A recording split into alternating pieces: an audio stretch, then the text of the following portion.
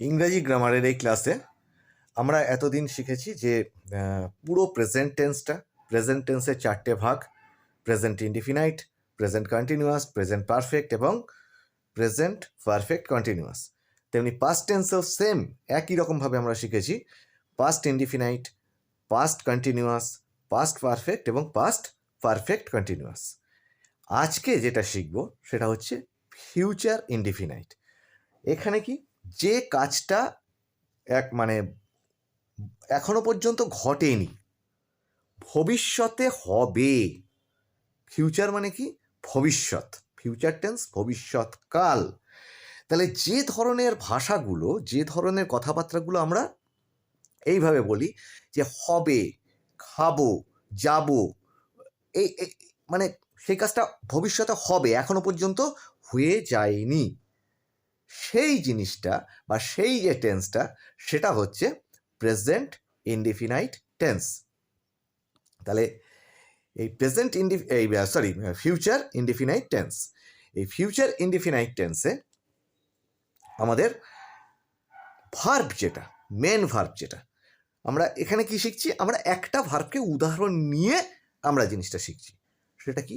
গো verb নিয়ে শিখছি। এই জানবে যে কোনো টেন্সেই, এখনো পর্যন্ত তোমাদের যেগুলোকে শেখালাম, যে কোনো টেন্সেই কিন্তু তোমরা এই গো ভার্বের বদলে যে রূপটা আছে, অন্য ধরনের অন্য কোনো ভার্ব, সেটা তোমরা ব্যবহার করতে পারো, প্রথম কথা। আর এই ফিউচার ইনডিফিনাইট টেন্সে আমাদের কি লাগবে?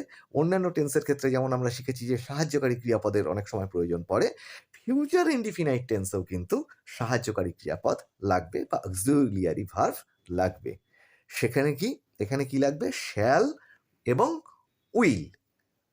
এটা কার সঙ্গে কিভাবে বসবে না বসবে, এবং সেটার মাধ্যম দিয়েই, এই যে আমরা বলি না আমি খাবো, আচ্ছা আমি খাওয়াটা তো একটা ক্রিয়া বা কাজ, তেমনি ইট হচ্ছে একটা ভার্ব। তাহলে খাওয়াটা বলে দিলে তো আমি বোঝাতে পারবো না যে আমার খাওয়াটা এখনো হয়নি। তখন খাওয়াটা আমরা বলতে গেলে কি বলবো? আমি খাওয়া বললে হবে না, আমি বলবো খাবো। এই যে চেঞ্জ হলো, এই যে কথাটা চেঞ্জ হলো, ওয়ার্ডটা, ইংরেজিতে ওই চেঞ্জটা করতে গেলে কিছু নিয়ম লাগছে। সেই নিয়মটা এখানে লাগছে কি? তার জন্যে শ্যাল এবং উইল এর সাহায্য নিতে হচ্ছে। ঠিক আছে? ভার্বটা গো থাকছে বা ইট থাকছে, কিন্তু এই বো ভবিষ্যৎটাকে নির্দেশ করবার জন্যে ফিউচার টেন্সের, ইনডিফিনাইট টেন্সের সাধারণ বর্তমানকাল, এই ভবিষ্যৎকাল, সেইটা বোঝানোর জন্য কি হচ্ছে? শ্যাল এবং উইল ব্যবহার হচ্ছে। রাইট? তাহলে এবার চলো আমরা দেখি যে তোমার ফিউচার ইনডিফিনাইট টেন্সের একদম গঠনটা ঠিক কীরকম। চলো স্ক্রিনে গিয়ে, পাশে যে ডান দিকে রয়েছে, ডান দিকে স্ক্রিনে তোমরা দেখতে পাচ্ছ যে ফিউচার ইনডিফিনাইট টেন্স, এটা হচ্ছে সাধারণ ভবিষ্যৎ। ঠিক আছে? এখানে কি আমরা ভার্ব নিয়েছি গো, তোমরা তো জানো আমরা এতগুলো যে টেন্স করলাম এটা গো ভার্ব দিয়ে করেছি। এর বদলে তুমি যে কোনো ভার্ব ব্যবহার করতে পারো, প্লে ব্যবহার করতে পারো, ডু ব্যবহার করতে পারো, ইট ব্যবহার করতে পারো, যা খুশি। ওই যে ভার্বের লিস্ট দিয়েছি তোমাদেরকে, ওই ভার্বের লিস্ট কিন্তু প্রতিদিন প্রত্যেকে মিলে প্রত্যেকে প্র্যাকটিস করো। সেই সঙ্গে টেন্সের যে এই যে ছকটা দিচ্ছি, এটাও প্রতিদিন প্র্যাকটিস করবে।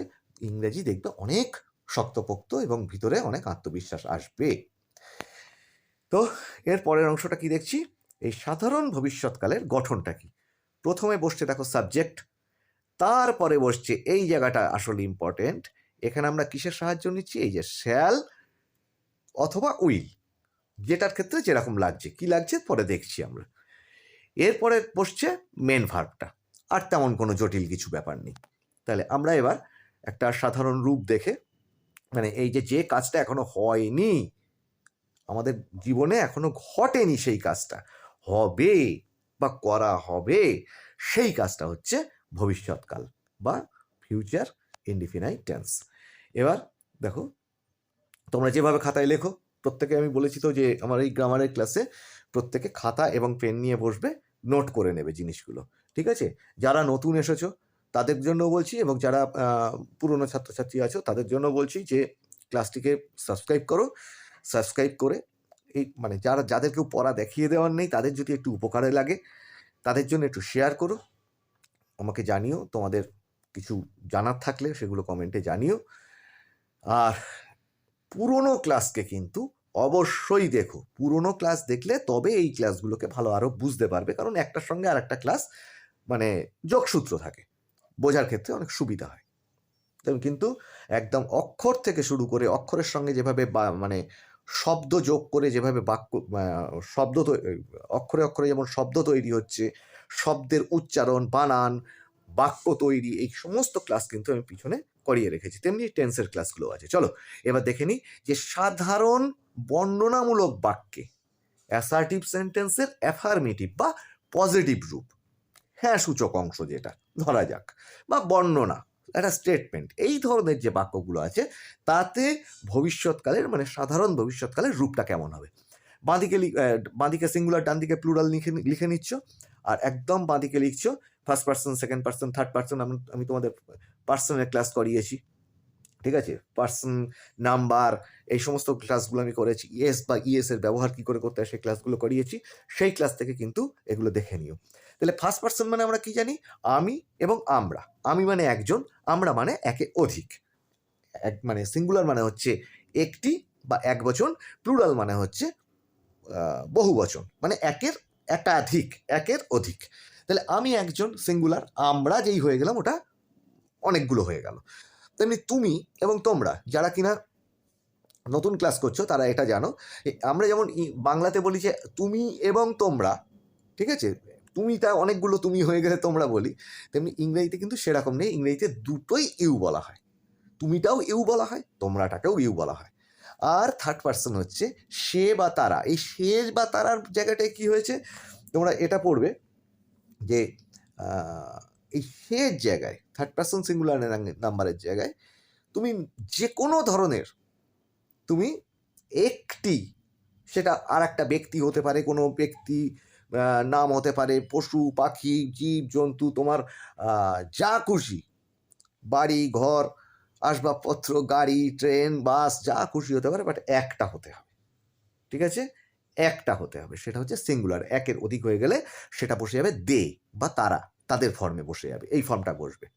একটি বালক ওই হি বা শি এর ফর্মে বসবে। যদি বালিকা হয় তাহলে শি ফর্ম, এই মহিলা হলে শি বলবে, আর যদি পুরুষ হয় তাহলে হি হচ্ছে, ঠিক আছে। আর যদি দুটি বালক হয় বা দুটি বালিকা হয়, দুটি কুকুর হয়, দুটি যদি প্লেন হয়, ঠিক আছে, দুটি বাস হয়, দুটি ট্রেন হয়, বা একাধিক হাজার হাজার ট্রেন, হাজার হাজার বাস যদি হয়, সব বসবে কিন্তু থার্ড পার্সন প্লুরাল নাম্বারে। তাহলে আমি আমরা তুমি তোমরা হচ্ছে, আমি আমরা এবং তুমি তোমরা বাদে যা কিছু আছে সবই হচ্ছে থার্ড পার্সন সিঙ্গুলার অথবা প্লুরাল নাম্বার। চলো এবার দেখে নিই কীভাবে প্রেজেন্ট এই ফিউচার ইনডিফিনাইট টেন্সটা গঠন হচ্ছে। সিঙ্গুলারে কি হচ্ছে দেখো, আই, এই সাবজেক্ট বসেছে আই, তারপরে বসছে শ্যাল, ঠিক আছে, আই এর সঙ্গে বসবে কি শ্যাল।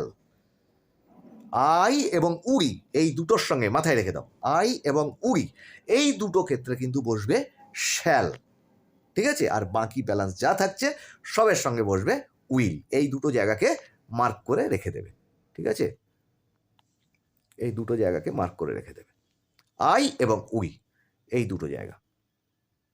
তাহলে কি হচ্ছে, আই শ্যাল গো, কি হচ্ছে, আই শ্যাল গো মানে হচ্ছে আমি যাব। উই শ্যাল গো কি হচ্ছে, আমরা যাব, ঠিক আছে, উই মানে আমরা, আমরা যাব। ইউ উইল গো, কি বললাম, আই এবং উই এর ক্ষেত্রে মাথায় রাখো শুধু শ্যাল বসবে, ঠিক আছে, আর ব্যালেন্সগুলো উইল বসবে। ইউ উইল গো, তুমি যাবে। আবার একটা কি, ইউ উইল গো, তোমরা যাবে, ঠিক আছে। হি উইল গো, অন্যান্য টেন্সগুলোতে যেমন শিখিয়েছিলাম যে সব কিছু ঠিক আছে, কিন্তু থার্ড পার্সন সিঙ্গুলার নাম্বারের জায়গায় গিয়ে একটু ব্যতিক্রম হতো, এক্ষেত্রে কিন্তু তা না। এক্ষেত্রে আই এবং উই এই দুটো ক্ষেত্রে শুধু শ্যাল, ব্যালেন্সগুলো সব উইল। হি উইল গো কি হবে, সে যাবে। দে উইল গো কি হবে, তারা যাবে। হয়ে গেল। তাহলে অ্যাসার্টিভের অ্যাফার্মেটিভ অংশটা কমপ্লিট। এবার এইটাকে যদি আমরা না বলতে চাই যে আমি যাব না, আমি খাবো না, সে খেলবে না, না তো আমরা বলি, তাহলে সেক্ষেত্রে কি হবে, সেক্ষেত্রে হবে সাবজেক্ট যেমন বসছে, সাবজেক্টের সঙ্গে এইখানটা দেখো, সাবজেক্টের সঙ্গে তোমার বসছে, শ্যাল বা উইল বসছে, তারপরে একটা নট বসছে। প্রত্যেকটা এর আগের টেন্সগুলোতে যারা তোমরা ক্লাসগুলো করেছো দেখেছো, এই অক্সিলারি এবং মেন ভার্বের মাঝখানে একটা কি বসবে, নট বসে যাবে, ঠিক আছে? তারপরে মেন ভার্বটা বসে যাচ্ছে। তাহলে ফার্স্ট পার্সন এই একই রকম বাঁদিকে সিঙ্গুলার ডান দিকে প্লুরাল করে নিয়ে একদম বাঁদিকে first person, second person, third person লিখে নাও। লিখে নিলে এবার দেখো কীভাবে হচ্ছে। আই সাবজেক্ট, শ্যাল বসে গেল আই এর সঙ্গে, এরপরে বসবে not, I shall not go, main verb বসে গেল গো। তাহলে কি হচ্ছে, আমি যাব না, উই শ্যাল নট গো, আমরা যাব না, ঠিক আছে? You will not go, second পার্সনে, ইউ উইল নট গো, তুমি যাবে না, ইউ উইল নট গো, তোমরা যাবে না।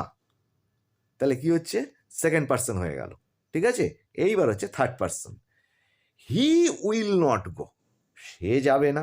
দেখো সব কিছু এক আছে, হি উইল গো, সে যাবে, আর হি উইল নট যেই বসিয়ে দিচ্ছি না হয়ে যাচ্ছে হি উইল নট গো, সে যাবে না। আচ্ছা সে খেলবে না কি হবে, হি উইল নট প্লে, সে খাবে না কি হবে, হি উইল নট ইট, ব্যাস।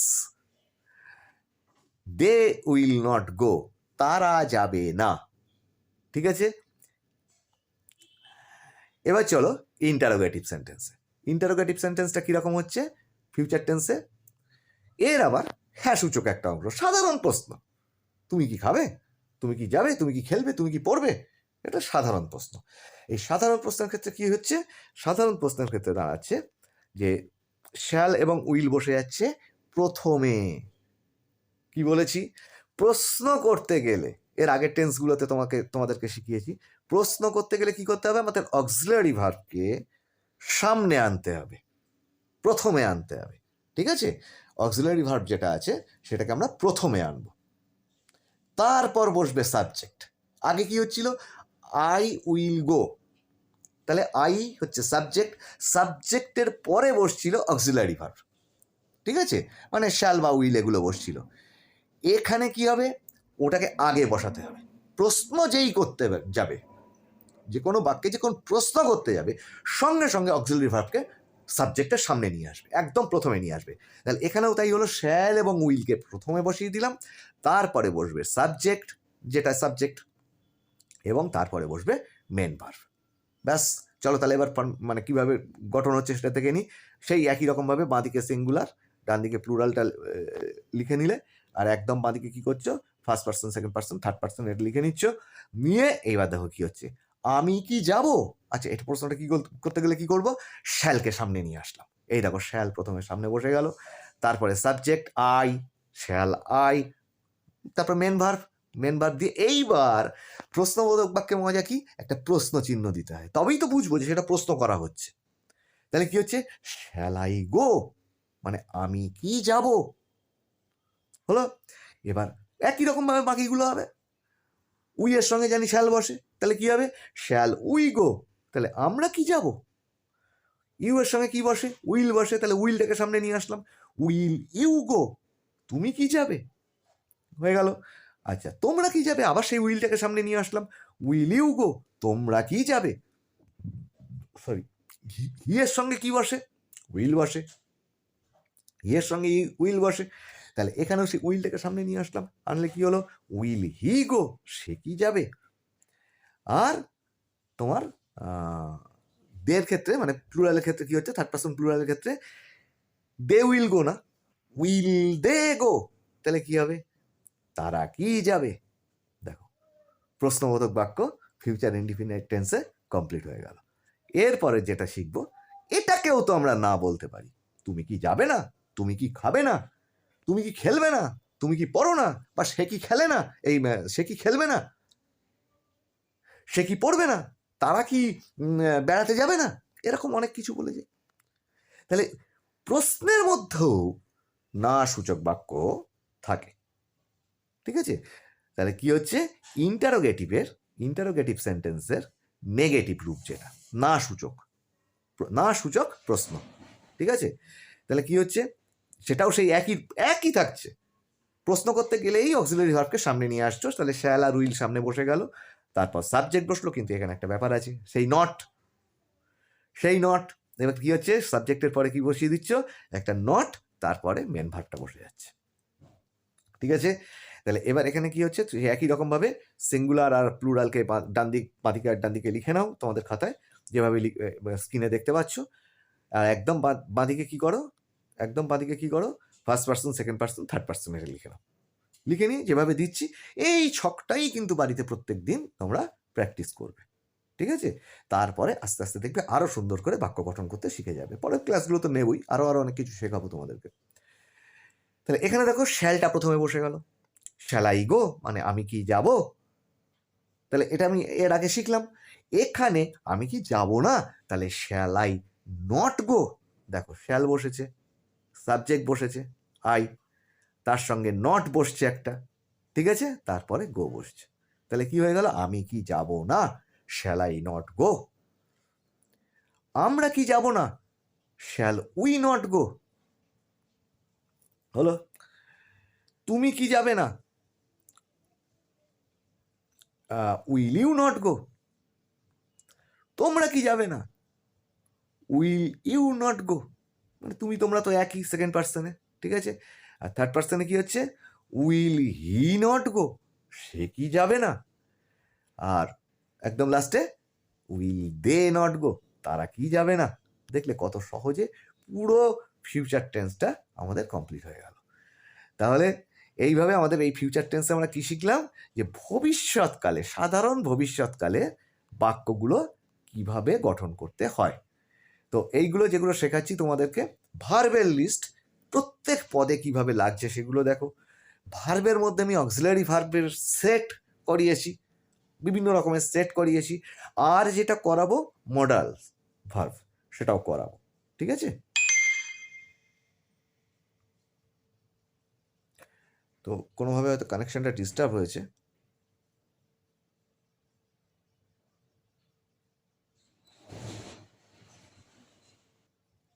হ্যাঁ, আশা করি এবার স্ক্রিনে দেখতে পাচ্ছ তোমরা।